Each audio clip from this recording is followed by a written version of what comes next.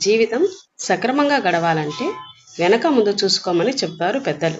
అదేదో వారి ఊతపదంలాగా చాదస్తపు మాటలాగా భావిస్తారు చాలామంది. కొందరైతే అసలు పట్టించుకోరు.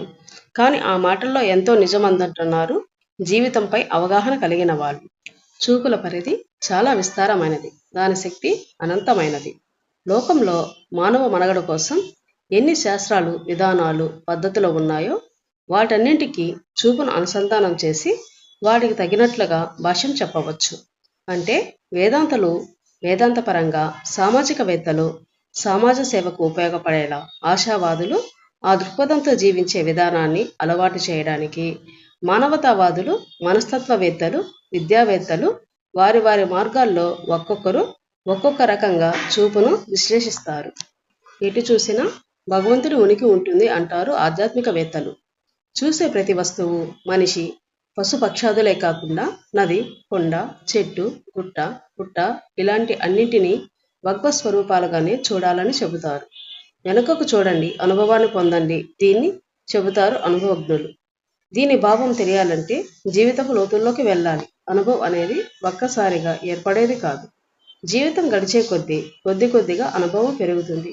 వెనుదిరిగి చూసుకుంటే అందులో మంచి, చెడు, కష్టం, సుఖం లాంటివన్నీ అనుభవానికి గుణపాఠాలుగా ఎన్నో విషయాలను చెబుతాయి. అందుకే ముందడుగు వేసే ప్రతిసారి గతాన్ని ఒకసారి నెమరు వేసుకోవాలి. అలా అయినప్పుడే గతం ఎలా ఉండేది, వాస్తవం ఎలా ఉంది, రెండింటికి తేడా ఏమిటి, ఇకపై ఎలా ఉంటే బాగుంటుంది, ఇలా అనేక విషయాల మీద అవగాహన, స్పష్టత ఏర్పడతాయి. ముందుకు చూడండి, ఆశను కలిగి ఉండండి అంటారు ఆశావాదులు. ఆశావాద దృక్పథం ఉంటే ప్రస్తుత పరిస్థితులు సరిగ్గా లేకపోయినా రాబోయే రోజుల్లో మంచి జరుగుతుందన్న ఆశతో ఉండమని దీని భావం.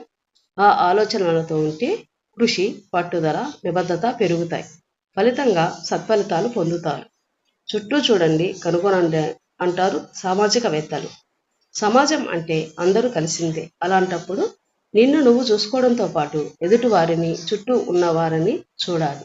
అలా చేసినప్పుడే ఎవరు ఎలాంటి వారో, ఎక్కడ ఎప్పుడు ఎలా మెలగాలో, ఎవరికి మన సాయం అవసరమో, ఎవరి వల్ల మనకు సాయం అవసరమో తెలుస్తుంది.